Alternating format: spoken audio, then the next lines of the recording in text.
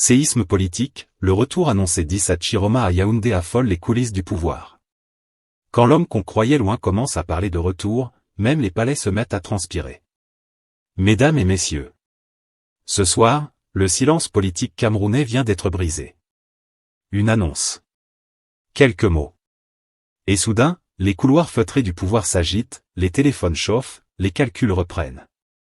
Issa Chiroma Bakary. Un nom. Un passé. Et aujourd'hui, un retour qui n'était pas censé arriver si tôt. Alors que beaucoup le croyaient politiquement enterré, rangé dans les archives poussiéreuses de l'histoire du régime, voilà que l'ancien ministre, depuis son exil, évoque ouvertement son retour à Yaoundé. Pas en touriste. Pas en retraité politique. Mais en acteur central d'un scénario qui sent la poudre. Et au Cameroun, quand un ancien pilier du système annonce son retour, ce n'est jamais anodin. Ce n'est jamais innocent. Et surtout, ce n'est jamais sans conséquences. La question qui glace déjà certains bureaux climatisés est simple. Que c'est d'Issa Chiroma que d'autres préféreraient garder sous silence? Parce que soyons sérieux. On ne quitte pas le Cameroun dans des circonstances troubles. On ne s'exile pas. On ne rompt avec un régime qu'on a servi pendant des années.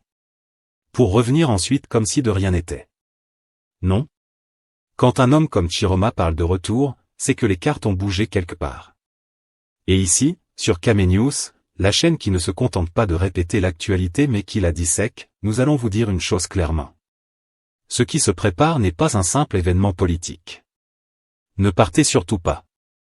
Parce que ce reportage va vous plonger dans un monde de manœuvres discrètes, de promesses murmurées, de alliances invisibles et de secrets bien gardés. Chaque geste compte. Chaque déclaration est calculée. Chaque silence est suspect. Ce n'est pas juste une annonce. C'est une révélation politique majeure, capable de rebattre les cartes, de réveiller de vieilles peurs, et peut-être même de redéfinir tout ce que vous pensiez savoir sur l'équilibre du pouvoir au Cameroun. Mais avant d'entrer dans le cœur de ce dossier explosif, prenez 2 secondes pour aimer cette vidéo. Abonnez-vous à Kame News. Et surtout activez la cloche de notification, pour ne jamais manquer ce que certains préféreraient voir rester dans l'ombre. Parce que sur Kame News, on ne vous sert pas une actualité fade et somnifère. Ici, l'info est épicée, directe, sans filtre. Avec du fond, du contexte, et ce petit grain de vérité qui dérange. Restez bien avec nous. Ce que vous allez entendre maintenant n'a rien de banal. Parti à un ralliement qui ne tombe pas du ciel, quand un élu change de camp et que la politique tousse. Au Cameroun, on dit souvent. Quand quelqu'un commence à ranger ses affaires sans bruit, c'est qu'il a déjà trouvé une autre maison. Et le ralliement de Joseph Espoir Billon, maire adjoint de la commune de Douala 5e, au Front social et national du Cameroun, FSNC, ressemble exactement à ça. Un départ sans tambour ni trompette, mais avec un message soigneusement rédigé, publié au bon moment, et chargé de sous-entendus. Parce qu'il faut être clair dès le départ, un élu local ne change pas de camp politique par hasard. Ce n'est ni un caprice, ni une simple émotion du soir. C'est toujours un calcul. Un pari. Parfois même un acte de survie politique. Dans un pays où la loyauté politique est souvent proportionnelle aux perspectives d'avenir, Billon a visiblement estimé que le vent commence à tourner. Et quand le vent tourne au Cameroun, les premiers à le sentir sont toujours ceux qui sont sur le terrain. Douala 5e, ce n'est pas un laboratoire politique abstrait. C'est une commune vivante, bruyante, exigeante. Un endroit où les promesses politiques sont immédiatement confrontées à la réalité, routes, marchés, chômage, sécurité. Quand un élu local prend position, c'est qu'il a déjà senti la température de la population. Et là, Kame News pose la première question qui dérange. Joseph Espoir Billon parle-t-il par conviction, ou par anticipation? Dans son message, il ne se contente pas d'annoncer son ralliement. Il défend activement Issa Chiroma Bakary, affirmant que pendant que certains enterrent le FSNC, son président travaille depuis la Gambie avec des partenaires nationaux et internationaux. Cette phrase, à elle seule, est un petit bijou politique. Parce qu'au Cameroun, on n'enterre jamais quelqu'un tant qu'il parle encore. Et on ne parle pas de partenaires internationaux sans vouloir envoyer un signal très précis. Attention, le dossier n'est pas fermé. Mais soyons sérieux 2 minutes. Quand un élu local parle de partenaires internationaux sans les nommer, le citoyen camerounais lève immédiatement un sourcil.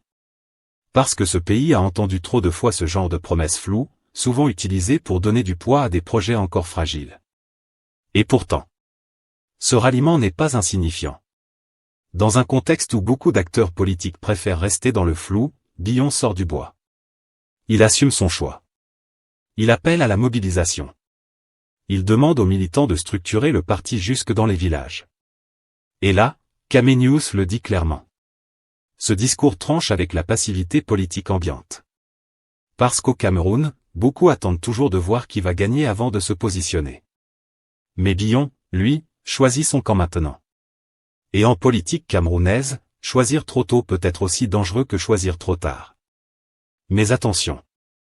Un ralliement, aussi symbolique soit-il, ne fait pas une vague. La vraie question est donc celle-ci. Sommes-nous face au premier domino, ou à une pièce isolée sur l'échiquier? Le FSNC, souvent présenté comme affaibli, trouve là une occasion de montrer qu'il respire encore. Et parfois, en politique camerounaise, il suffit d'un seul geste pour relancer une narration. Mais Kamenius rappelle une vérité fondamentale. Le peuple camerounais ne suit plus les déclarations, il observe les dynamiques. Ce ralliement sera jugé non pas à la force des mots, mais à ce qu'il déclenchera derrière. D'autres élus vont-ils suivre? D'autres cadres vont-ils oser franchir le pas? Ou bien ce ralliement restera-t-il une étincelle sans feu? Alors, chers abonnés de Kamenius, dites-nous. Parti 2. Voyez-vous dans ce ralliement l'ancien pilier du système qui veut incarner le changement, simplement un repositionnement dans la politique camerounaise? Il y a une vérité. La discussion commence ici, mais que personne n'aime dire à haute voix. Chez nous, un acteur peut jouer tous les rôles dans le même film, du héros au méchant, puis revenir comme sauveur. Et s'il y a un homme qui incarne parfaitement ce scénario, c'est bien Issa Chiroma Bakary. Parce qu'il faut rappeler une chose que la mémoire politique camerounaise n'oublie pas facilement. Issa Chiroma n'est pas un opposant né dans la tempête. Non. C'est un homme qui a longtemps été au cœur même de la machine du pouvoir. Pendant des années, il fut ministre de la Communication. Mais au Cameroun, ce poste n'est pas seulement administratif. C'est le poste du gardien officiel du récit gouvernemental. Celui qui monte au front médiatique quand la situation chauffe. Celui qui explique au peuple pourquoi tout va bien, même quand tout le monde sent que ça ne va pas. Et soyons honnêtes. Issa Chiroma était un communicateur redoutable. Un homme capable de défendre les décisions les plus contestées avec un calme presque pédagogique. Quand il parlait, on pouvait être d'accord ou pas, mais on savait qu'il parlait au nom du système. Aujourd'hui, le même homme se repositionne comme figure du changement politique. Et là, Kamenius observe ce virage avec un sourire typiquement camerounais, ce sourire qui dit « Mon frère, la politique chez nous est un vrai championnat d'endurance. » Depuis son exil en Gambie, Chiroma tente de reconstruire une nouvelle image, celle d'un rassembleur, d'un homme capable de fédérer les oppositions, d'un architecte d'un futur gouvernement d'union nationale. Et il faut reconnaître que l'idée est intelligente. Parce que l'opposition camerounaise souffre d'un problème chronique. Trop de leaders, pas assez d'unité. Chaque camp a son champion. Chaque champion a son ego. Et au final, le peuple regarde cette opposition comme un groupe de musiciens qui jouent chacun sa chanson en même temps.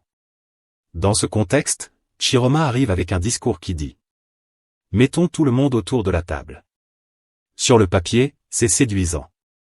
Mais dans la réalité camerounaise, la question qui brûle les lèvres reste la même. Peut-on devenir le symbole du changement quand on a longtemps été la voix du statu quo? Parce que la politique, c'est comme le football au quartier. Tu peux changer d'équipe, oui.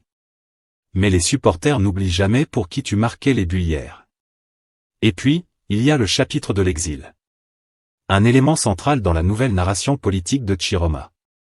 Officiellement, il continue son combat depuis la Gambie. Il travaillerait avec des partenaires nationaux et internationaux. Il préparerait son retour stratégique. Mais Kamenius pose une question simple, celle que même les vendeuses de poissons au marché posent déjà. Quel partenaire? Quel soutien réel? Quelle capacité concrète à transformer ces alliances en force politique? Parce que dans la politique camerounaise, les partenaires internationaux sont parfois comme les cousins riches dont on parle beaucoup, mais que personne n'a jamais vu au mariage. Et puis, il y a ce mot très fort utilisé dans le discours. Retour triomphal. Ah, ce mot. Triomphal. Au Cameroun, ce mot fait rêver, mais il fait aussi sourire. Parce que le triomphe politique ne dépend pas seulement de la volonté du leader. Il dépend du terrain, du timing, du climat politique. Et surtout, de la capacité du peuple à croire encore. Car le peuple camerounais est devenu un public exigeant. Très exigeant même. Il a vu des hommes quitter le pouvoir en promettant de revenir plus forts. Il a vu des opposants rejoindre le pouvoir. Il a vu des alliés devenir adversaires, puis redevenir alliés. Résultat, le citoyen camerounais regarde désormais la politique comme un feuilleton dont il connaît déjà les retournements de scénario. Mais attention. Il ne faut pas sous-estimer Chiroma. Parce que cet homme possède un atout majeur, l'expérience du système. Il connaît les rouages. Il connaît les codes. Il connaît les failles. Et parfois, ceux qui quittent un système le comprennent mieux que ceux qui l'affrontent de l'extérieur. Cependant, cette expérience est aussi son plus grand défi. Parce que le peuple peut voir en lui soit un stratège éclairé. Soit un ancien acteur qui essaie simplement de changer de costume sans changer de pièce. Et Kamé News rappelle une règle fondamentale de la politique camerounaise. Le peuple pardonne souvent, mais il n'oublie jamais complètement. Alors aujourd'hui, Issa Chiroma Bakary se trouve face à un test politique colossal. Il doit convaincre qu'il n'est pas seulement un ancien ministre recyclé. Il doit prouver qu'il incarne réellement une alternative crédible. Il doit démontrer que son projet de gouvernement d'union nationale n'est pas un slogan, mais un plan concret. Et ça, mes chers abonnés, c'est un défi plus difficile que gagner une élection. Alors Kamé News vous pose la question directement. Issa Chiroma est-il un stratège politique capable de rassembler le Cameroun, ou simplement un ancien pilier du système qui cherche une nouvelle scène? Le débat est ouvert. La parole est à vous. Partie 3. La stratégie de terrain, carte à 1000 francs, comité de base et rêve de pouvoir. Dans la politique camerounaise, il y a une règle que même les débutants connaissent. Sans militants, tu n'es rien, sans terrain, tu parles seul. Et sur ce point précis, il faut le reconnaître, le message de Joseph Espoir Billon est clair comme l'eau de source au moins dans les mots. Pendant que d'autres partis passent leur temps sur Facebook à faire des lives de 3 heures, le FSNC, lui, parle d'organisation concrète. Pas de slogan compliqué. Pas de théorie savante.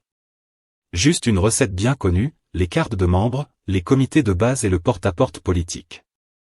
Et là, Kamé News sourit un peu, parce que cette méthode, on la connaît très bien au Cameroun.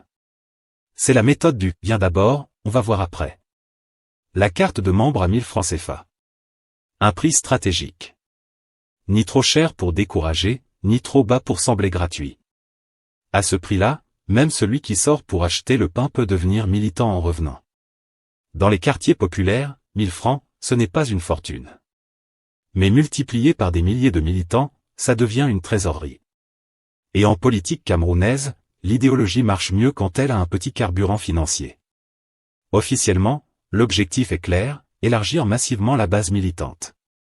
Officieusement, Kamé News rappelle une vérité simple. Quand tu vends les cartes, tu ne vends pas seulement un parti, tu vends un espoir. Mais attention, au Cameroun, l'espoir a déjà été vendu plusieurs fois. Parfois en solde. Parfois avec bonus. Souvent sans garantie après-vente. Ensuite viennent les comités de base, ces fameuses cellules politiques censées pousser comme des champignons dans les quartiers et les villages. Sur le papier, c'est beau. Sur le terrain, c'est autre chose. Créer un comité de base, ce n'est pas seulement écrire des noms dans un cahier. C'est trouver des responsables crédibles. C'est gérer les égos. C'est arbitrer les conflits de leadership. Parce que même dans un comité de 5 personnes, il y a toujours déjà 3 présidents. Et Kamé News pose la question que beaucoup n'osent pas poser. Qui va encadrer tout ça? Avec quels moyens? Et surtout, avec quelle discipline politique? Car le Cameroun est champion dans une discipline bien particulière. Les partis très organisés pendant la mobilisation, et très désorganisés après. Billon appelle les militants à préparer le « retour triomphal » d'Issa Chiroma. Mais là encore, la réalité rattrape le discours. Un retour triomphal, ça se prépare comment quand le leader est à l'étranger? Qui parle au nom du parti sur le terrain? Qui prend les décisions stratégiques pendant l'absence? Dans beaucoup de formations politiques camerounaises, l'absence du leader crée un vide. Et dans ce vide, les ambitions personnelles se multiplient plus vite que les affiches de campagne. Et pourtant, il faut reconnaître une chose, le FSNC tente de se repositionner comme un parti de proximité. Un parti qui descend dans les quartiers, qui parle aux gens simples, qui promet une démocratie participative. Mais Kame News rappelle une règle fondamentale. La proximité sans crédibilité devient rapidement de la comédie politique. Le citoyen camerounais d'aujourd'hui n'est plus impressionné par les t-shirts du parti, ni par les réunions sous les manguiers. Il pose une seule question, simple, directe. Vous allez faire quoi de différent? Et c'est là que la stratégie de terrain du FSNC est à l'épreuve. Parce que vendre des cartes, c'est facile. Créer l'espoir, c'est encore possible. Mais transformer cet espoir en confiance durable, ça, c'est un autre championnat. Alors dites-nous en commentaire. Cette stratégie de cartes à 1000 francs et de comité de base peut-elle réellement transformer le FSNC en force nationale? Ou sommes-nous face à une mobilisation classique de plus, vouée à s'essouffler avant l'arrivée des vraies batailles politiques? La parole est à vous. Partie 4. Le discours du changement, entre prières, promesses et mémoire courte. C'est ici que la politique camerounaise devient un vrai film de science-fiction tropicale, mêlant foi, espoir, mystique, et souvenirs qu'on essaie parfois d'effacer avec de l'eau bénite. Dans son message, Joseph Espoir Billon ne se limite pas à parler d'élections, de cartes de membres ou de stratégie politique. Non. Il va plus loin. Très loin. Il appelle les militants à se préparer spirituellement, mystiquement et mentalement pour accueillir le changement annoncé. Et là, Kame News pose la question que tout Camerounais se pose en silence. Depuis quand le changement politique arrive-t-il au Cameroun par la prière seulement? Parce que soyons sérieux, mais sérieux à la camerounaise. Depuis plus de 40 ans, le peuple prie. Il prie pour des routes sans trous. Il prie pour des élections sans plis fermés. Il prie pour des résultats sans surprise déjà connus la veille. Et pourtant, alors quand un discours politique commence à ressembler à une veillée de délivrance électorale, le citoyen camerounais écoute, mais garde la main sur son sac. Billon promet une démocratie participative, où le peuple décidera réellement qui sera maire, député ou conseiller municipal. Plus d'ingérence. Plus de menaces. Plus de plis fermés. Des mots forts. Très forts. Mais Kame News rappelle une petite chose, ce sont exactement les mots que les Camerounais entendent depuis les années 90. À chaque cycle politique, le vocabulaire change à peine, seuls les visages changent de costume. Et c'est là que le paradoxe devient savoureux. Issa Chiroma Bakary, l'homme au nom de ce projet, fut pendant des années la voix officielle de ce système que l'on accuse aujourd'hui de tous les maux. C'est lui qui montait au micro pour expliquer, justifier, défendre. C'est lui qui disait « tout se passe bien » pendant que le peuple transpirait dans les bureaux de vote. Aujourd'hui, le même homme parle de bannir les pratiques décriées. Comme si le chirurgien qui a longtemps tenu le scalpel venait soudain expliquer qu'il n'aimait pas le sang. Et pourtant, le discours de Billon ne se veut pas agressif. Il est même étonnamment apaisant, presque pastoral. Il parle de pardon. Il parle de réconciliation. Il rappelle que, nous sommes des frères, et que le changement doit se faire sans violence. Un discours qui touche une corde sensible dans un pays fatigué des crises, des tensions, des frustrations accumulées. Mais Kame News pose la question qui fâche. Peut-on demander au peuple d'oublier sans lui avoir d'abord expliqué? La réconciliation sans vérité, au Cameroun, a souvent ressemblé à un pansement posé sur une fracture ouverte. Ça cache, mais ça ne guérit pas. Et puis, il y a cette phrase lourde de sens. Le changement est inéluctable, rien ne peut l'empêcher. Ah, cette phrase. Elle est belle. Elle est puissante. Elle est surtout très camerounaise. Parce que dans ce pays, le changement est toujours inéluctable, mais toujours reporté. Il arrive demain. Puis après-demain. Puis après le prochain remaniement. Puis après la prochaine promesse. Le peuple camerounais est donc devenu expert en promesses emballées, livrées, puis retournées à l'expéditeur. Et quand Billon évoque un « retour triomphal », dit Issa Chiroma, une autre question s'impose naturellement. Triomphal pour qui? Pour les militants convaincus? Pour les partenaires mystérieux dont on parle sans les nommer? Ou pour un peuple qui a appris à applaudir sans trop y croire?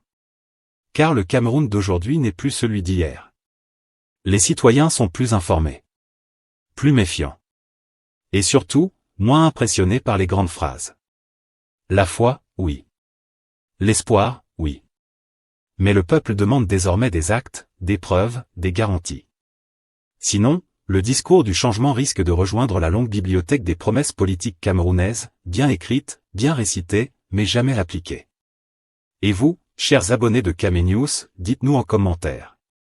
Ce discours spirituel et réconciliateur vous rassure-t-il, ou vous inquiète-t-il davantage? Peut-on réellement tourner la page sans lire le chapitre précédent? La parole est à vous. Conclusion: le FSNC à la croisée des chemins. En résumé, le ralliement de Joseph Espoir Billon n'est ni anodin, ni décisif à lui seul. Il marque peut-être le début d'un repositionnement stratégique du FSNC, ou simplement un ballon d'essai politique. Issa Chiroma Bakary joue une carte risquée, se présenter comme l'homme de l'union après avoir été celui du pouvoir. Le peuple, lui, observe. Silencieux. Méfiant. Mais attentif. Alors dites-nous en commentaire, assiste-t-on à la résurrection politique d'Issa Chiroma, ou à un recyclage politique de plus? Ce projet de gouvernement d'union nationale vous inspire-t-il confiance? Si cette analyse vous a parlé, likez la vidéo. Abonnez-vous à Camé News. Et surtout, partagez, parce que la politique camerounaise se comprend mieux quand on en parle ensemble. À très vite sur Camé News. Là où l'info ne dort jamais, même quand les politiciens rêvent.